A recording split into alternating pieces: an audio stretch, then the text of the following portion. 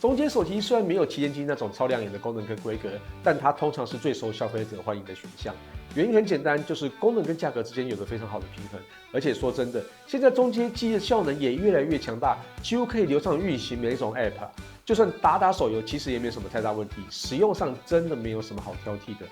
而在中阶手机里面，销售表现最好的，那就是 Samsung 的 Galaxy A 系列。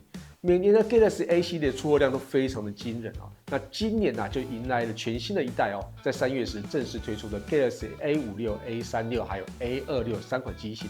今天要介绍就是这3款里面规格最强也是讨论度最高的 A56。这次 A56不只延续 A 系列一直以来的超高性价比，而且还针对外观设计、硬体规格、效能，还有 AI 功能，还有快充都有明显的升级。接下来我们就来实测分享，看看它到底升级在哪里，实际体验又如何。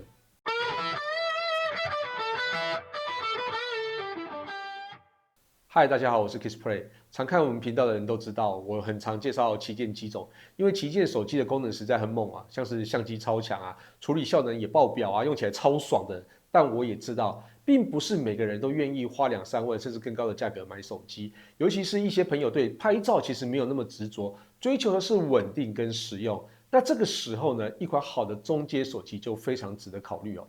今天要介绍的 Galaxy A56就是我还蛮推荐的一支中阶手机。先说最关键的点，它系统更新资源从以往的4年延长到6年，这点真的非常重要。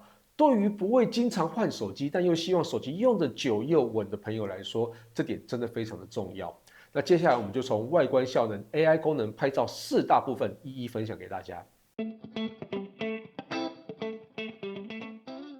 三星这2年猛攻 AI 应用，获得非常好的成效。Galaxy S24 Ultra 也因为搭载持续进化的 Galaxy AI， 在2024年全球智慧型手机销售量中进入了前10名，也是 Android 旗舰机中唯一入榜的。不过 Galaxy A 虽然也有 AI， 不过因为是处理器的效能的关系并没有搭载 Galaxy AI， 而是将消费者比较常用的 AI 功能例如说物件橡皮擦、最佳脸部表情、自动剪辑等等的功能打包成 Awesome Intelligence， 这个听起来也是蛮震撼的哦。当然啦，跟 Google 合作非常深入的三星也内建了 Google Gemini 还有搜寻圈的功能。那接着就挑几个 AI 功能实测分享给大家。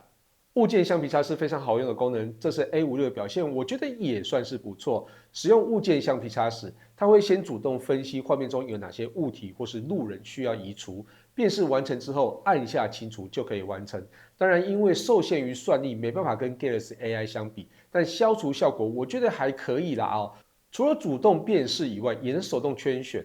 清除的效果，我觉得跟之前测试 OPPO Find X8 Pro 的效果其实还蛮相近的哦。接下来分享一下最佳脸部表情哦，这部分我觉得很实用。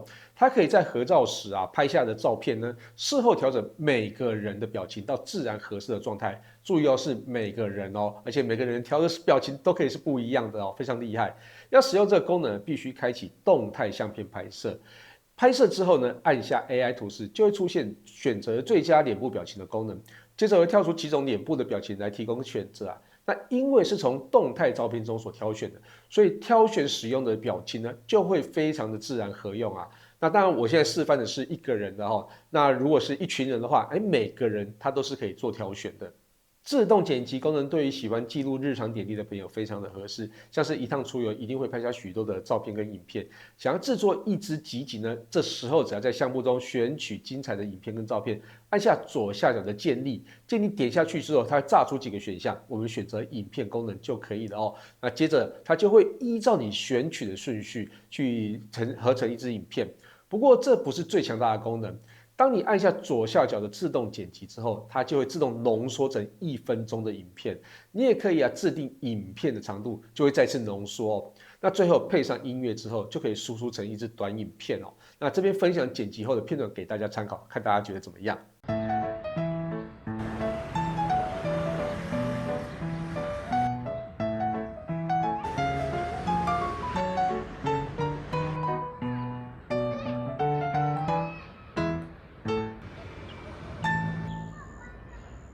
在 Google 的 AI 功能中，搜寻圈是非常方便的功能，我也很常用这个功能。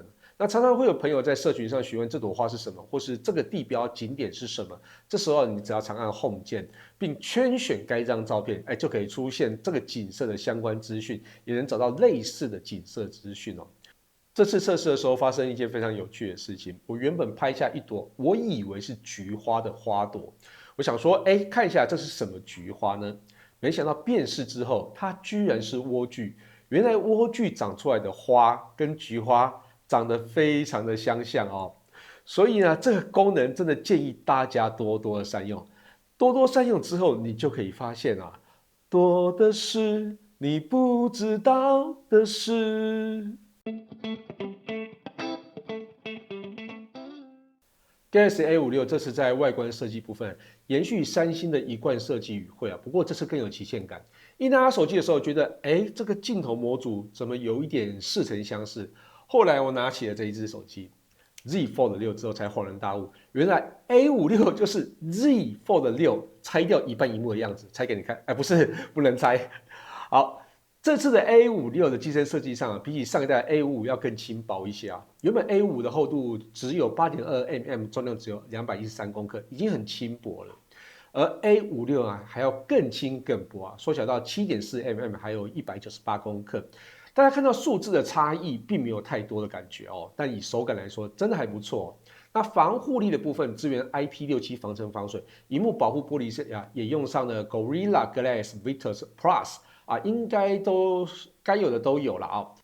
萤幕的部分采用6.7寸 Full HD Plus Super AMOLED 显示器，支援120Hz 的萤幕更新率 ，HBM 全萤幕亮度的部分从原本 A55的1000 nits 提高到1200 nits。对了，大家可能会有疑惑 ，HBM 亮度到底是什么？它跟峰值亮度有什么不一样？HBM 亮度是整个萤幕亮起时的最大亮度。跟萤幕特定区域亮起时的最高峰值亮度其实是不太一样的，所以这边没有办法直接跟其他手机去做比较哦。但实际在户外使用拍照的时候呢，我觉得亮度其实是非常足够的。这在规格中比较美中不足的是取消了 Micro SD 卡槽，不过我认为随时整理手机的照片跟资料，把它存在电脑里面或者存在其他的记忆空间里面，这比一直存放在 SD 卡或是手机中更为重要。未来支援记忆卡的手机只会越来越稀有。不过总而言之，如果你真的有非常多记忆卡需求的朋友，这款手机就不太适合你使用了。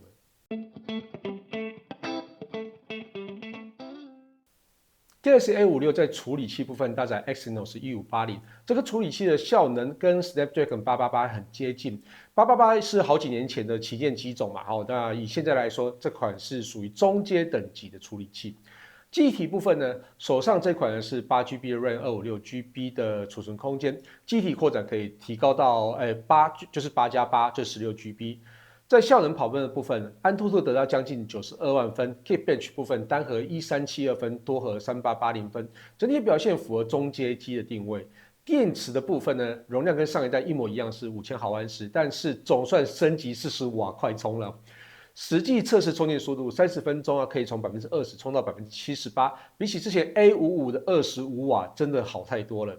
那电力续航部分，在50%亮度开启 WiFi 底下，以 PC Mark 工作3.0模拟日常的实际使用，续航力达到13小时49分。虽然不是顶尖的水准，但正常使用的情况底下，维持1天，我觉得不会有太大的问题。